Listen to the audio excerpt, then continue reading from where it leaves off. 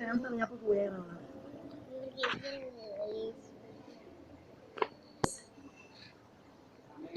Gloria al Señor. Dice la palabra de Dios en el nombre del Padre, y del Hijo, y del Espíritu Santo. Amén. El ladrón no viene sino para hurtar y matar y destruir. Yo he venido para que tengan vida y para que la tengan en abundancia. Padre, te bendecimos. Te exaltamos, te adoramos y te glorificamos. Te damos a ti la alabanza en esta hora. Te damos a ti la adoración, porque tú eres Dios bueno. Pedimos, Señor, que hables a nuestras vidas, habla a nuestros corazones, habla a lo profundo de nuestro ser, Señor. Abre nuestros ojos espirituales, nuestros oídos espirituales, Señor. Todo nuestro ser, Señor, sea ministrado por ti. Espíritu de Dios, glorifícate. Desautorizamos, Dios mío, lo que no es tuyo. Declaramos sin poder, Señor, todo lo que se levanta en contra de tu pueblo, en contra de tu iglesia, todo lo que se levanta en contra del mensaje de tu palabra, de la predicación de tu palabra, todo principado que quiere distorsionar, Señor, el mensaje, Dios mío, declaramos sin poder en esa hora, en el nombre poderoso de Jesús. Amén. ¿Pueden sentarse? Gloria al Señor. Alabado sea Dios para siempre. Voy a estar hablando de un tema: Dios quiere que vivamos fructíferamente.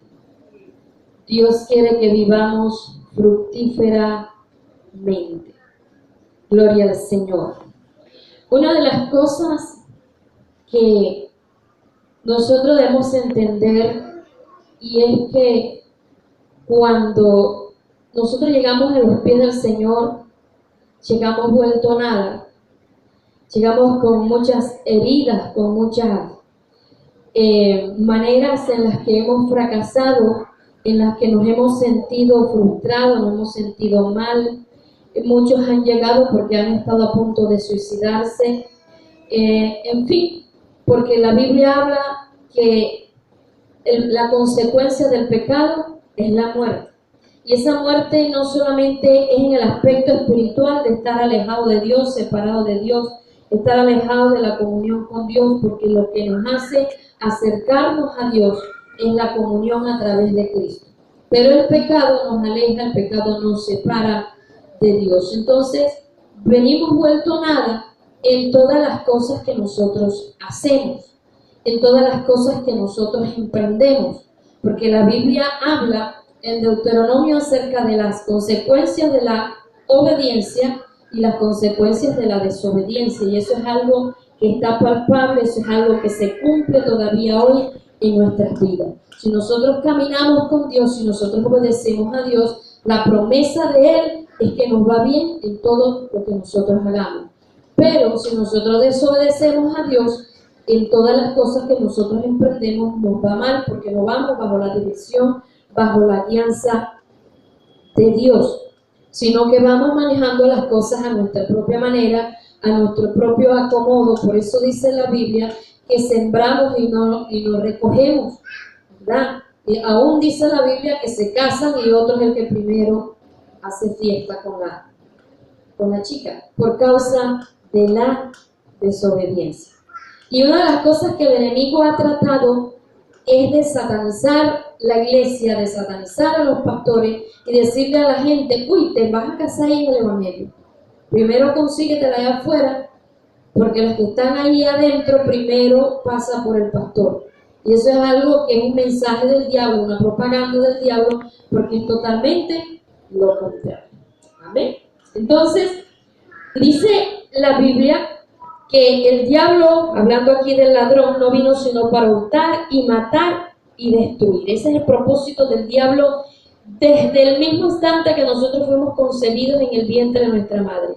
Matarnos, destruirnos y dejarnos vueltos nada. Pero el propósito de Dios, a través de Cristo, es que nosotros tengamos vida y que la tengamos en abundancia. Esa vida no solamente el regalo de la vida eterna, no solamente el que nosotros al partir de esta tierra tengamos entrada al reino de los cielos, Esa vida es una vida abundante, próspera, fructífera en todo lo que nosotros queramos, en todo lo que nosotros hacemos. Pero una de las cosas que más nos da a nosotros el vivir esa vida abundante y esa vida fructífera, cuando nosotros entendemos que estamos en esta tierra no para cumplir nuestros propios metas, nuestros propios planes, nuestros propios sueños, sino para cumplir el propósito de Dios. Cuando nosotros entendemos esto y caminamos hacia esa dirección del propósito de Dios para nuestras vidas, de poderlo cumplir, de poderlo vivir, nos venimos a dar cuenta que el propósito de Dios es mucho mejor que el que nosotros teníamos. Pero lastimosamente la mayoría de personas, la mayoría de cristianos siempre trata de luchar por su propia fuerza para llegar a cumplir sus metas, sus propósitos, si es que la tiene, porque a veces uno se pone a pensar, ¿será que los hermanos tienen metas? ¿Será que tienen propósito? ¿Será que tienen anhelos? Porque uno se pregunta esto, porque pasa el tiempo y dando vuelta en el mismo en la misma situación, en la misma condición, en el no hacer nada, ¿verdad? Entonces uno se pregunta, ¿será que se tiene metas? Pero hay gente que lucha por lograr muchas cosas, por salir adelante, se esfuerza de muchas maneras y sin embargo no lo logra porque está luchando bajo su propia manera de pensar, bajo su propio gusto, mas no direccionado por el Señor. Es tanto el propósito que Dios tiene para que nosotros vivamos una vida fructífera, que nosotros no nacemos de nuevo por nuestra propia fuerza. El nacimiento espiritual es algo que Dios lo hizo y solamente nos pidió a nosotros que recibiéramos a Cristo como nuestro Salvador personal, y ese momento cuando nosotros nos arrepentimos, que nosotros le abrimos el corazón al Señor, se ejecutó en nuestra vida ese nuevo nacimiento para facilitarnos a nosotros el vivir en el Señor. También nos regaló, además del nuevo nacimiento, la vida eterna, como lo dije ahorita, y somos participantes de la naturaleza divina porque dentro de nosotros habita Cristo en nuestros corazones. Tenemos esa nueva naturaleza que ya no viene de parte de la herencia de nuestros padres y de nuestros antepasados, sino a través de Cristo Jesús. Tenemos un ser espiritual que está vivo y que Dios quiere que crezca, que Dios quiere que cada día sea una persona firme en el Señor. Nos dio su palabra para que nosotros nos guiáramos a través de ella. Cuando nosotros abrimos la Biblia, es Dios hablándonos a través de ella. A través de la Biblia nosotros conocemos a Dios, conocemos quién es Dios, cómo es Dios a través de lo que está escrito en su palabra. Es una fuente inagotable, es una fuente de vida, es el mejor espejo, la mejor radiografía que nosotros podemos tener para caminar en los caminos del Señor. Otra de las provisiones que Dios nos dio es que nos ofrece socorro, nos ofrece la ayuda en cualquier circunstancia, en cualquier momento y en cualquier instante que nosotros lo estemos necesitando. En cualquier cosa que a nosotros nos esté pasando, nosotros clamamos a Dios y Dios nos escucha. ¿Sabes el beneficio que es esto? Que habiendo tantos miles y millones de personas sobre la tierra, Dios está esperando que nosotros clamemos a Él. Dios está esperando que nosotros hablemos con Él. Otra de las cosas es que Él promete guardarnos, nos promete cuidarnos, nos promete todos sus medios, nos ha dado todos sus medios para que nosotros estemos en comunión con Él. ¿Cuáles son esos medios? La oración, la asistencia a los cultos, la palabra de Dios, los ayunos. Todas estas cosas nos ayudan a que nosotros nos mantengamos en comunión con Él. Y nos ha dado como provisión también, nos ha dado a los pastores que nos guían, que nos orientan, que nos exhortan, que nos enseñan. Todas estas cosas, si me pongo a enumerar todas las provisiones que Dios nos ha dado, espirituales, para que nosotros seamos personas cristianos fructíferos en todo lo que nosotros hagamos, no terminamos esta noche. La pregunta que nosotros debemos hacernos es por qué el pueblo de Dios no vive esa vida fructífera si tenemos todo en bandeja de plata. Lo tenemos todo servido, lo tenemos ya dado para que nosotros seamos fructíferos en todas las cosas que nosotros emprendamos. Recordemos lo que dijo Juan: amado, yo deseo que tú seas prosperado en todas las cosas, así como prospera tu alma. Prosperado en todo, así como prospera tu alma. En otras palabras, que en la medida que mi alma va prosperando en Dios, va creciendo en Dios, va siendo transformada en Dios, todas las cosas que yo haga, que yo emprenda, debe de ser abundante. Debe de verse la bendición de Dios, debe verse el crecimiento, debe verse el avance en todo lo que haga, en todo. Pero ¿por qué no se ve eso? Sino que dentro del pueblo de Dios se ve muchas veces la desilusión. Hermano, ¿cómo está? Aquí, más o menos, a medias y sin zapatos.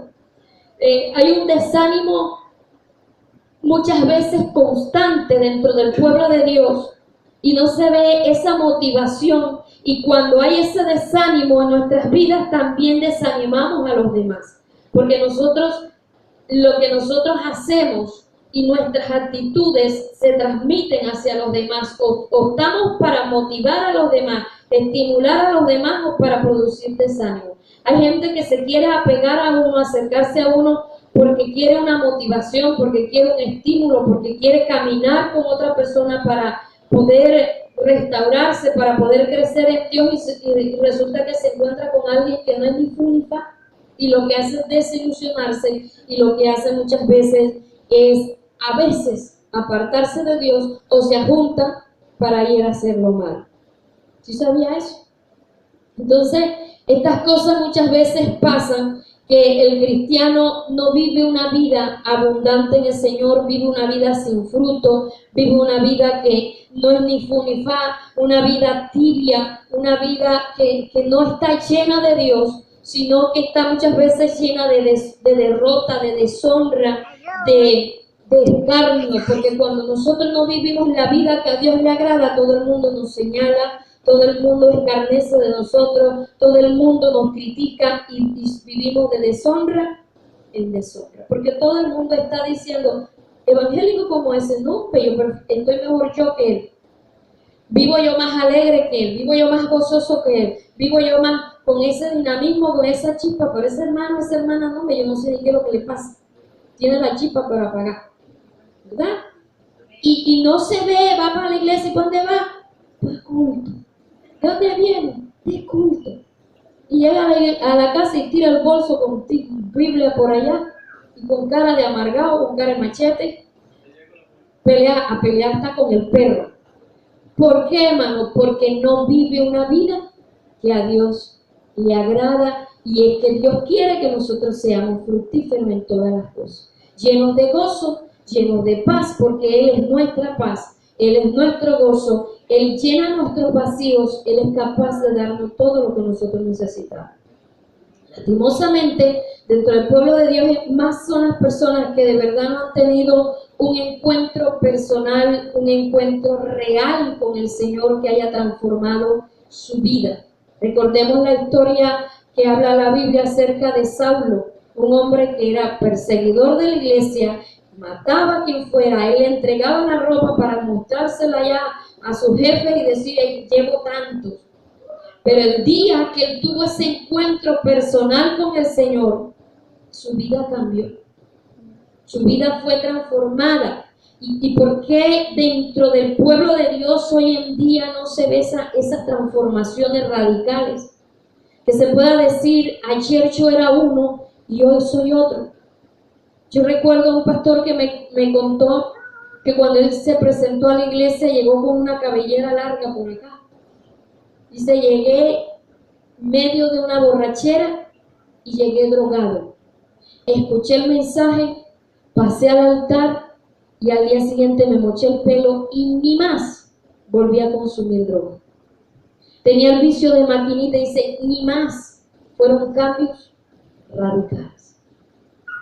Pero una mentira que ha metido el enemigo dentro de la iglesia, y es que no, los cambios se van dando poco a poco. El nuevo nacimiento se va dando poco a poco. Eso es mentira. ¿Por qué es mentira? Porque nadie nace poco a poco. ¿Cuántos años duramos nosotros para nacer en esta tierra? Eso fue cuestión de que ya coronó y para afuera, ¿o no? ¿Cierto? Es más, hoy en día que está de moda la cesárea, ya ni dolores da. Llegan las mujeres con los pipones y ¿para dónde van? No, que me van a hacer cesárea. Ya está de moda eso. Ni dolores da, eso es cuestión de segundos, va para afuera, ahí nació. Las evidencias se comienzan a notar desde el momento que sale el bebé, que comienza, lo primero que hace es que llora, y si no llora le pegan para que llore. Entonces son cuestiones en que se va notando el avance de ese bebé en la medida que él va alimentándose, en la medida que le van dando todos los cuidados que ese niño necesita. ¿Y por qué dentro del pueblo de Dios se tienen que ver esos cambios poquito a poquito? ¿Por qué se ve ese fracaso? ¿Por qué no se ve ese avance? ¿Por qué pasan los años y parece que nos hubiéramos estancado en la misma talla, en la estatura? Cuando se tiene a los niños en control de crecimiento y desarrollo, lo miden y lo pesan. Y si el niño o la niña no se ve que ha avanzado en esos meses, de una vez se prenden todas las alarmas. ¿Y qué está pasando? Hasta si es denunciar al bienestar familiar para que se lo quiten, lo hacen, porque no le están dando el alimento necesario. ¿Sí ve? Entonces, nos debemos preguntar qué nos está pasando a nosotros. ¿Por qué vivimos una vida fracasada espiritualmente? Muchos viven una vida fracasada espiritualmente porque abandonamos a Cristo. Se abandona a Cristo. Se abandona la comunión con Él. Se abandona la relación con Él. Venimos a la iglesia, pero ya estamos alejados de Él. Más son los que están apartados de los caminos del Señor que los que de verdad son cristianos. Porque nos acostumbramos a asistir, nos acostumbramos a vivir como evangélicos en muchas cosas, pero nuestra comunión con Dios no crece, no avanza, no se profundiza, no pasa nada. Pasa la semana y siempre oramos y el ojo seco ni siquiera se humedece. No hay quebrantamiento. No procuramos sentir la presencia de Dios cuando adoramos, cuando cantamos. No procuramos que Dios nos hable. Siempre pensamos que esa palabra es para el que está atrás, esa palabra es para el hermano fulano, para la hermana fulana, y nunca es para nosotros. Entonces nos alejamos del Señor, aunque pasen 15 años, 20 años, 30 años de estar en el Evangelio, pero ya no somos de verdad cristianos. Y por eso muchos van a morir engañados. Muchos están creyendo que si se mueren hoy, yo me voy para siempre. Pero hermano, la Biblia habla que debemos de mirar cómo andamos, no como necios, sino como sabios, aprovechando bien el tiempo, porque los días son malos. Otros viven una vida cristiana fracasada y en toda su vida por no renunciar a la mundanalidad, por no renunciar a aquellas cosas que saben que a Dios no le agrada, por querer traer las cosas del mundo a las cosas de Dios. No, yo esto sí se lo cedo a Dios, pero en esto no. Esto hace parte de mí. Yo le permito a los pastores que me enseñen y se metan en mi vida hasta tal punto. En esta no. Yo tengo derecho a mi vida personal. Yo tengo derecho a decidir. Yo tengo derecho a mi privacidad y ahí no le permito que se metan. ¿Sí ven? Entonces, traemos esas cosas del yo, como dicen por ahí, sobre mí mi sombrero. Ya. Nadie me manda, nadie me domina, yo me mando yo. Y no renunciamos a ese ego. No somos capaces de tener una renuncia total delante del Señor, una rendición total delante del Señor, porque todavía hay mundanalidad en nuestras vidas. Otra de las cosas es la desobediencia, lo que daña la iglesia del Señor, lo que daña a los hijos de Dios, lo que hace que muchos no vivan esa vida fructífera es la desobediencia. Desobedecen una cosa, desobedecen la otra y todo nos parece, eso no es nada. Esa palabra se ha vuelto común. Eso no es nada, eso no es nada, eso no es nada. Yo no le veo nada a eso. Y los pastores a todos le ponen pero. Yo no le veo, y hasta uno se lo muestra En la Biblia dice, no, pero eso no es nada. Yo no me siento mal.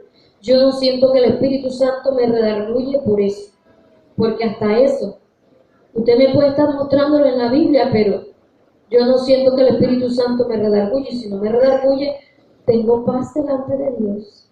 O sea, todas estas cosas en las cuales muchas veces nos justificamos nuestras actitudes, nuestras reacciones y no entendemos que cuando Dios manda es para que lo hagamos.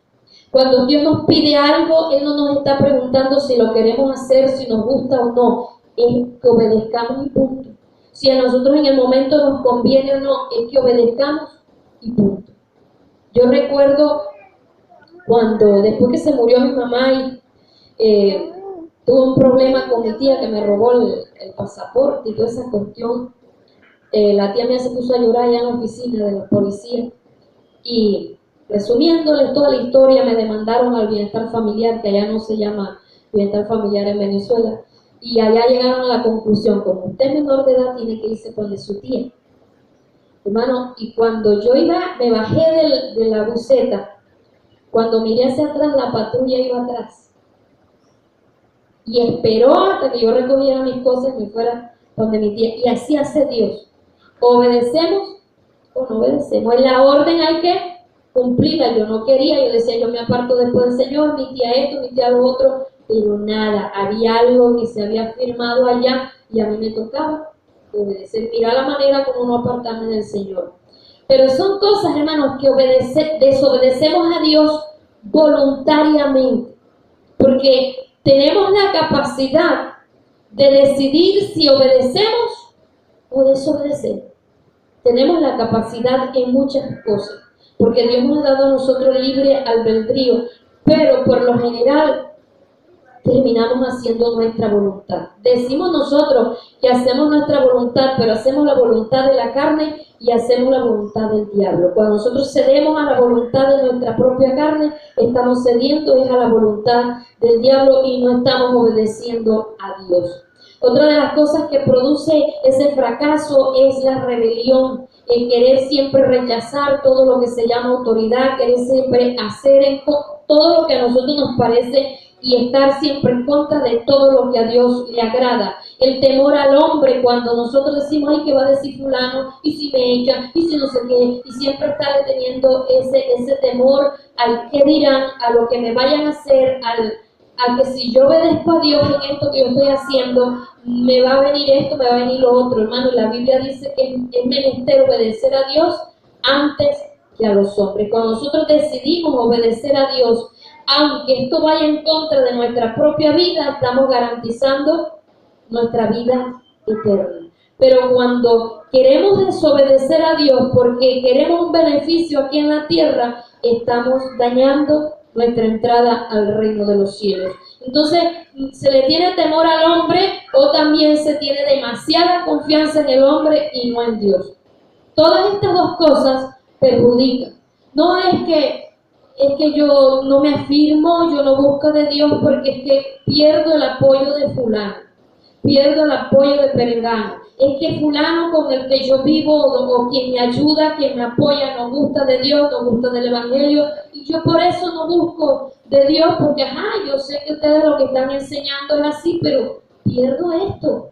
Dios se está poniendo la soga al cuello y se la está apretando él mismo o ella misma por las decisiones que está tomando. El orgullo, el que yo hago lo que yo pienso, el que yo no doblego ante nadie, yo no pido perdón, porque yo no me voy a humillar ante el hombre, etcétera, etcétera. Tantas cosas en las que uno quiere guardar la posición, la que nosotros tenemos internamente. Eso impide que nosotros tengamos esa vida fructífera delante de Dios. Ya hablé de la falta de oración, de esa falta de comunión, de esa falta de relación con Dios. Mire, también la confianza en nosotros mismos. Yo conozco la Biblia, yo sé cómo opera el diablo, yo sé cómo trabaja el enemigo y yo sé lo que soy, yo sé quién soy. Y hermano, pero usted está orando, ¿no? Yo medio oro, sí, pero no, tranquilo, yo no hago esas cosas. ¿Cuándo? Si yo, mire, vean, temeroso de Dios, temerosa de Dios como yo, no hay otro. Por tener confianza en nosotros mismos, muchas veces vivimos una vida fracasada. ¿Sabe que para nosotros permanecer en pie, para nosotros vivir esa vida llena de la comunión, de la santidad con Dios, debemos caminar en su obediencia, en su búsqueda, de acuerdo a su palabra y no de acuerdo a nuestros propios gustos? La incredulidad muchas veces también impide. ¿Será que Dios mira eso? ¿Será que Dios mira responder? ¿Será que Dios mira sanar? ¿Será que Dios mira proveer? No, yo mejor salgo a la tienda y fío. Yo mejor pido prestado. Yo mejor voy al médico. Yo mejor siempre... Mire, una de las cosas que ha perjudicado al pueblo de Dios, los dichosos carnets de salud. Porque la mayoría de los cristianos, medio cualquier dolor, de una vez corren a apartar cita. Y por eso no permitimos que Dios se glorifique en nuestras vidas. ¿Qué debe aprender a hacer el pueblo de Dios? Aprender, sí, que somos cuerpo y debemos ir al médico y que los médicos están para ayudarnos a que mantengamos nuestra salud, pero aprender que primero debemos recurrir a Dios. Primero, aquí estoy, Señor, vengo a que tú me sanes, haz un milagro, y si no, pues entender que la voluntad de Dios es que vayamos al médico. Pero no todas las veces la voluntad de Dios es que vayamos al médico, pero la voluntad nuestra sí es resolución inmediata y recurrir a los médicos, porque hay muchas veces incredulidad en nosotros. Hermano, es necesario que nosotros analicemos qué clase de vida estamos llevando en Dios, cómo estamos viviendo en el Señor. La voluntad de Dios es que vivamos una vida abundante. No solo que nuestros nombres estén inscritos en el libro de la vida, sino que vivamos de victoria en victoria. Cuando se habla de una vida abundante, no quiere decir que no se tengan problemas. Se entienden que esos problemas es para ver la mano de Dios operando en nuestras vidas, para ver milagros, para ver prodigios, para vivir de victoria en victoria. Para vivir de victoria en victoria es que hay un problema, pero alcanzamos la victoria, y eso nos da fuerza para poder entrar en otra etapa y poder alcanzar una nueva victoria. Pero pasa el tiempo y estamos ahí estancados, estamos siendo los mismos, vivimos en las mismas. Es más, nuestra situación se va empeorando, se va poniendo cada día más difícil. Como dicen por ahí, el enano se le creció, o sea, el problema se creció, se fortaleció, y el que está huyendo no es el enemigo, sino nosotros, que estamos buscando escondedero de peso, porque no vivimos esa vida rendida ante Dios, porque no vivimos esa vida de comunión, esa vida de relación, esa vida que Dios quiere que nosotros vivamos de acuerdo a su palabra. No, es que Dios quiere que yo sea bendecida. Hermano, ¿cómo está aquí? Bendecido, prosperado y todas esas cosas que se han inventado. La voluntad de Dios es esa, hermano. Pero condicional. Todas las promesas en Dios son condicionales. Es más, yo soy amiga de Dios, pero si hago lo que Él dice. ¿Sí ven? Hasta para tener amistad con Dios, yo tengo que hacer lo que la Biblia dice. Todas las cosas son condicionales en Dios. No porque Él no nos ame, Él sí nos ama, pero también prueba nuestra obediencia. Entonces, hermanos, analicémonos. Dios quiere que nos llenemos de Él, Dios quiere que nos fortalezcamos, Dios quiere que en todas las cosas haya abundancia. Vamos a estar de pie y vamos a orar, vamos a darle gracias